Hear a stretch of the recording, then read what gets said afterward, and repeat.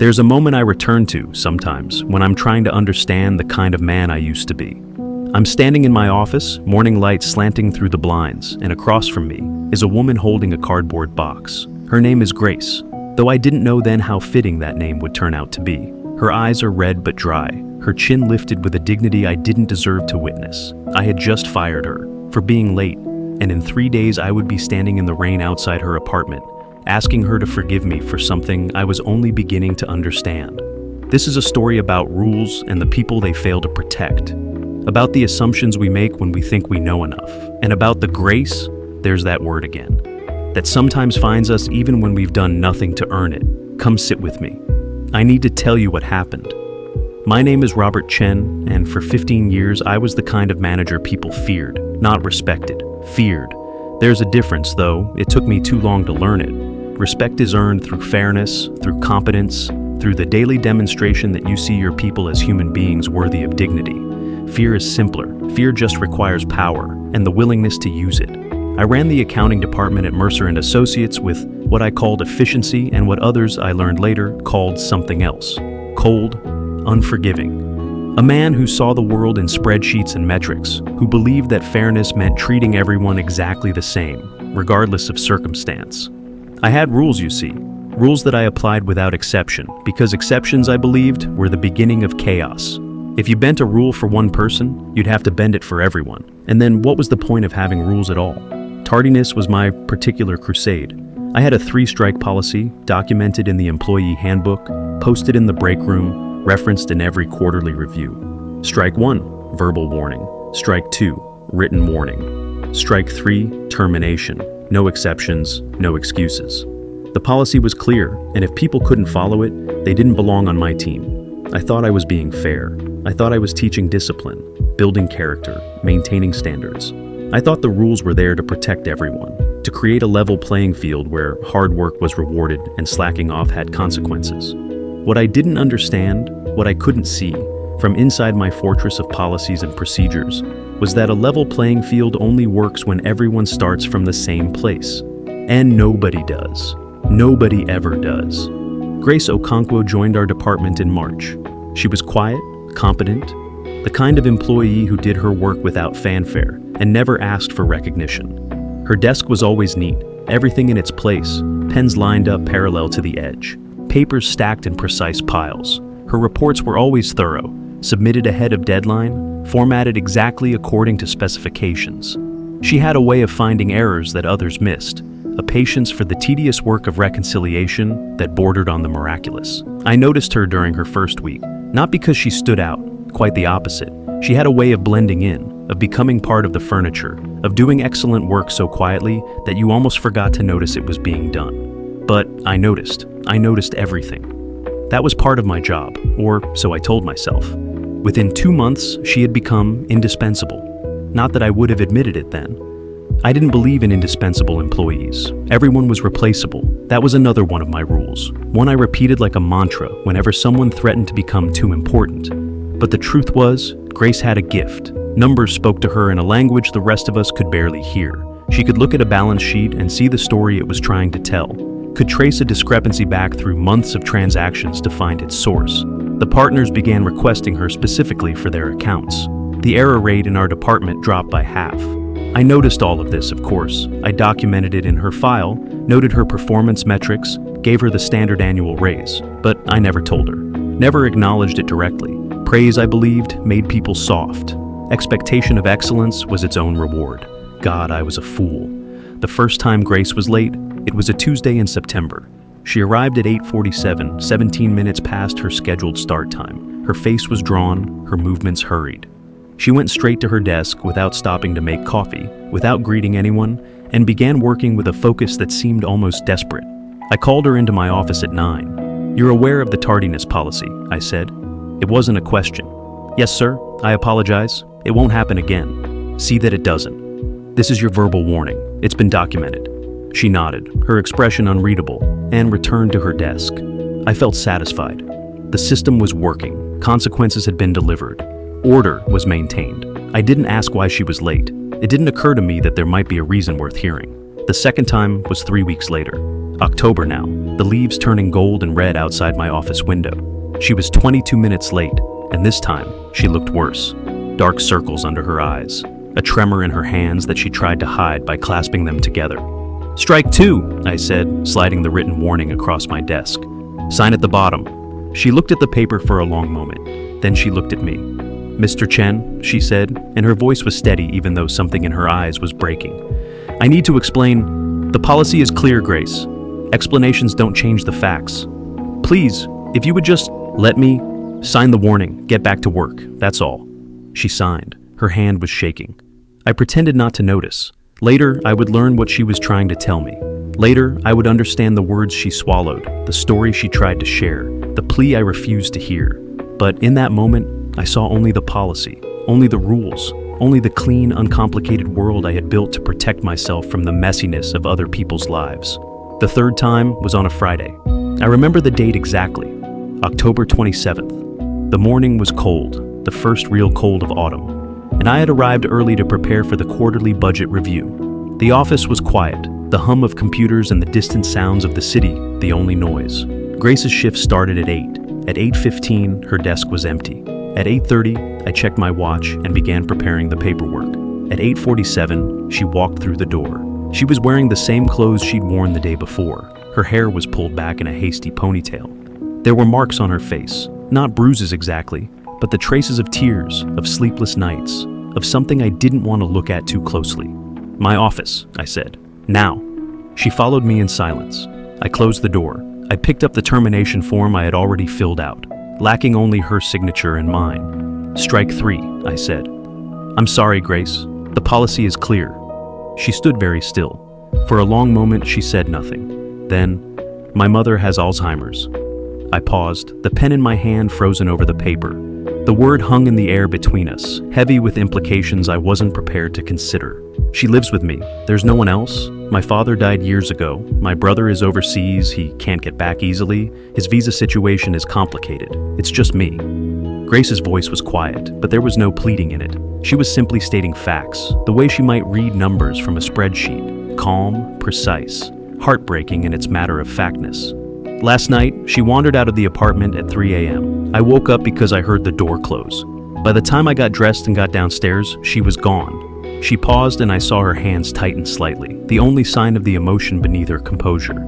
I found her 6 blocks away, in her nightgown, trying to get on a bus to a town she hasn't lived in for 40 years. She was confused, frightened. She didn't recognize me at first. She thought I was trying to kidnap her. I had to call the police just to get her to come home safely. I didn't speak. I couldn't. I was at the hospital until 5 a.m. They wanted to keep her for observation. I had to fill out forms, talk to social workers, arrange for a home aide to stay with her today so I could come to work. She paused. "I could have called in sick, but I knew you had the budget review today. I knew you needed the Morrison account reconciled, so I came."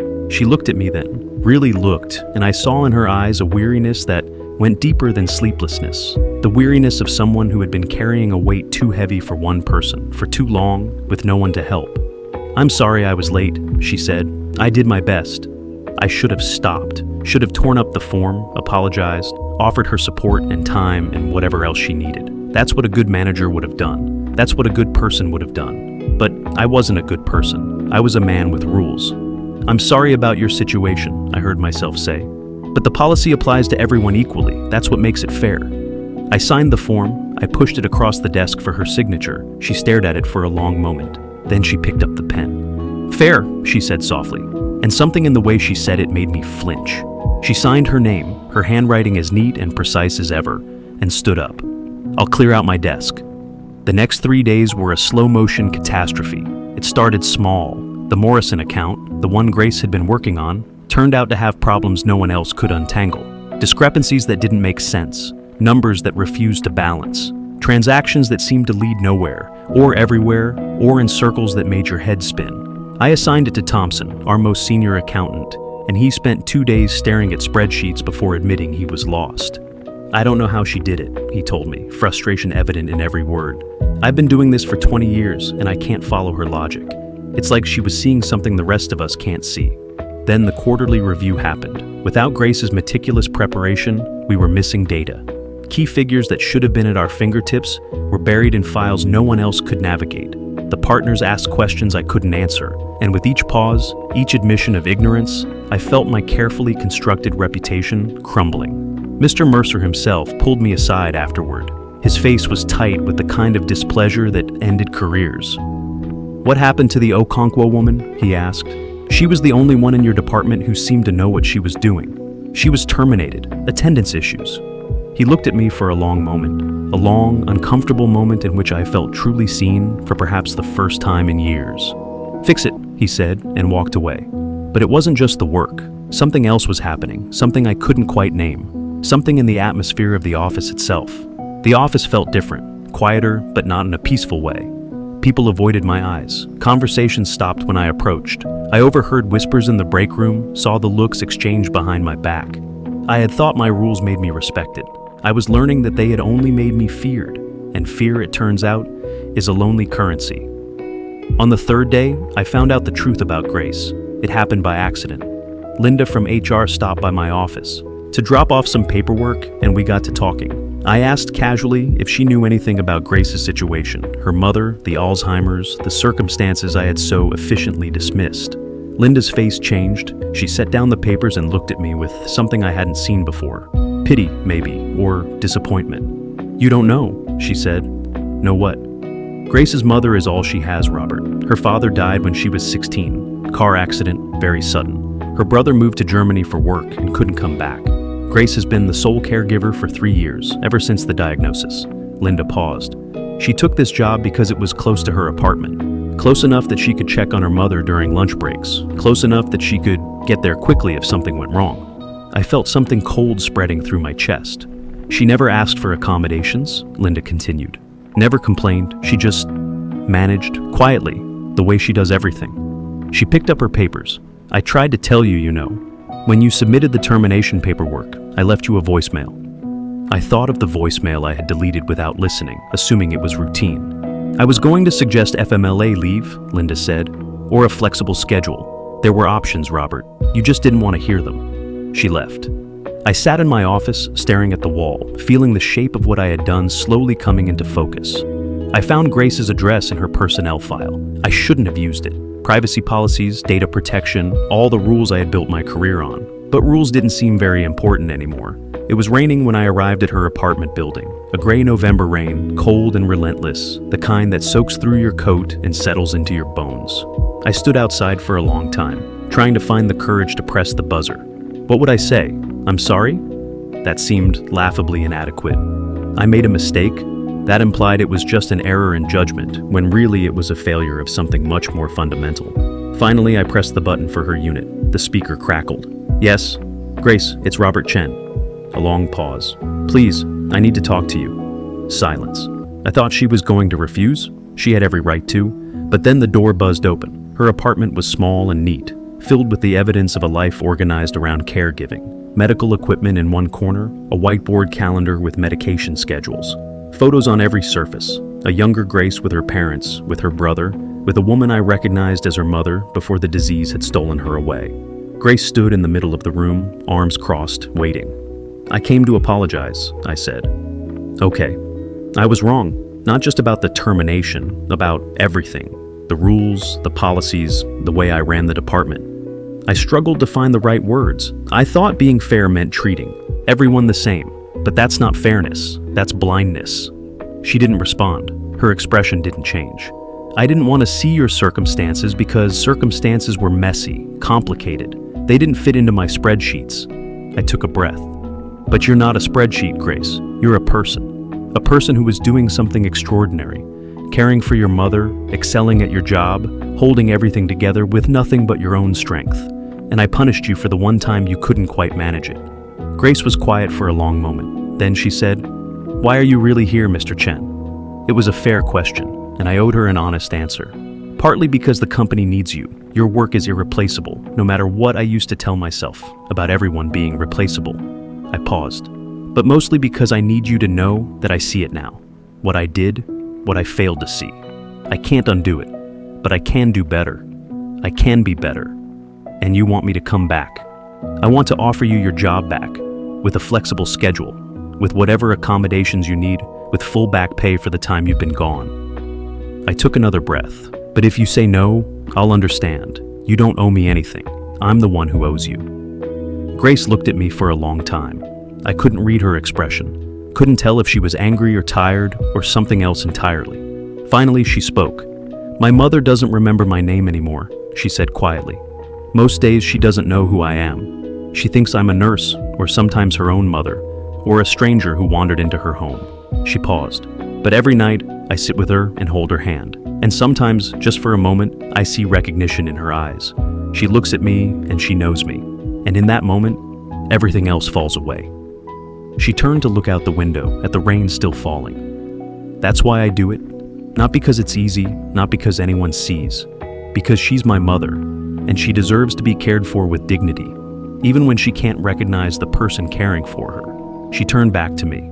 "That's something you couldn't put in a policy, Mr. Chen. You can't quantify love. You can't schedule devotion. You can't write a rule that captures what it means to show up for someone, day after day, even when it costs you everything." I felt tears prick at my eyes. I, who hadn't cried since my own father's funeral 20 years before. "No," I said, "you can't." Grace came back to work the following Monday, but everything was different. I was different. I started by tearing up the 3-strike policy. In its place, I created something new, a system that required managers to actually talk to employees before taking disciplinary action, to understand their circumstances, to look for solutions instead of punishments. It wasn't easy. Some people took advantage, of course. There were difficult conversations, complicated situations, gray areas that kept me up at night. But I learned to navigate them. Learned that the messiness I had spent my whole career avoiding was actually the point. That's where the humanity lived. I started staying late on Fridays, not to catch people leaving early, but to check in with them, to ask how they were doing, to listen, really listen, when they told me. I learned about Thompson's daughter, who had been struggling with depression, about Martinez's wife, who was going through chemotherapy, about the quiet battles being fought all around me every day by people I had dismissed as interchangeable units of productivity. The department changed. I'd like to say it became more efficient, and it did. But that wasn't the important part. It became more human. People started helping each other, started covering for each other during hard times, started actually wanting to come to work instead of dreading it. And Grace became my teacher. She didn't hold what I had done against me. That would have been her right, but it wasn't her way. Instead, she showed me, through her own example, what it looked like to lead with compassion, to see the whole person, not just the employee, to understand that the best work comes from people who feel valued, not people who feel afraid. Grace's mother passed away 2 years later, peacefully, in her sleep, with Grace holding her hand. I went to the funeral. Most of the department did. We had become something more than colleagues by then. Not quite a family, but something close. A community, maybe, a group of people who had learned to show up for each other. Grace spoke at the service. She talked about her mother's life, her love of music, her garden, her laugh. She talked about the hardest years, when the disease had taken so much, and about the moments of grace. There was that word again, that made it bearable. She taught me that love isn't a feeling, Grace said. It's a choice, something you do, every day, even when it's hard, especially when it's hard. She paused. And she taught me that the people who show up for you in the dark times, they're the ones who matter, even if they're late sometimes. She looked at me when she said that, and she smiled. I retired last year. 32 years at Mercer & Associates, the last 15 of them transformed by a lesson I almost missed. Grace took over my position. She runs the department now, with a warmth and wisdom that I never possessed. She's kept some of the structure I built, the parts that actually helped, and thrown out the rest. Under her leadership, the team has become the most productive in the company, also the happiest. She calls me sometimes. We have lunch once a month at a small restaurant near her mother's old apartment. We talk about work, about life, about the strange paths that brought us to where we are. "Do you ever regret it?" she asked me once. The way things started between us, I thought about it. The honest answer was complicated. "I regret the pain I caused. You," I said. "I regret the kind of manager I was and the kind of person. But I can't regret that it happened because it was the thing that woke me up. The thing that showed me there was another way to live." She nodded slowly. "That's how I think about it too. It was terrible, but it led to something better." "Grace from suffering," I said. "There's probably a lesson in there." She laughed. "I think you've learned enough lessons for one lifetime, Robert. The fire is getting low now. Outside, the rain has stopped, and the stars are beginning to show through the clouds. I've been thinking about rules, about the ones that help us and the ones that hurt us, about the difference between fairness and justice, between consistency and compassion. Rules are necessary, I still believe that. Without them, there's chaos. But rules are tools, not masters. They are meant to serve people, not the other way around. And when a rule causes more harm than it prevents, when it punishes someone for circumstances beyond their control, when it fails to see the human being standing in front of you, that's when you have to have the courage to set it aside. I was 47 years old when Grace taught me that. 47 years of building walls and enforcing policies and telling myself I was being fair. It took being completely catastrophically wrong to show me how much I had missed. That's the thing about grace. The concept, I mean, not just the woman who carried the name. It comes to us when we least deserve it, when we've done nothing to earn it, when we've actually done quite a lot to forfeit it. It comes anyway, if we're lucky. And it offers us a chance to begin again. I was lucky. I got my chance. And I like to think I used it well. If you're listening to this, I don't know what rules govern your life. I don't know what policies you enforce, what standards you hold yourself and others to. Maybe you're a manager, like I was. Maybe you're a parent or a teacher, or just someone trying to navigate the complicated business of being human. But here's what I want you to take from this story. Look at the people in front of you. Really look, not at their performance metrics or their attendance records or how well they fit into your systems. Look at their faces, their eyes, the weight they carry that you can't see in any spreadsheet. Everyone is fighting a battle you know nothing about. Everyone is doing their best with circumstances you haven't been told about. And when someone stumbles, when they're late, or they make a mistake, or they fail to meet some standard you've set, ask yourself what might be going on beneath the surface before you reach for the rulebook. You might be surprised what you find. The fire's almost out now. The night is quiet, and the stars are bright. And somewhere out there, Grace is probably still working late. Still caring for her team the way she once cared for her mother, with patience, with devotion, with a love that doesn't keep score. That's the kind of manager she is, the kind of person. And thanks to her, it's the kind of person I'm still trying to be. Good night, friend. May you find the courage to see clearly tomorrow. May you have the wisdom to know when rules should bend. And may grace find you, even when you don't deserve it, especially then.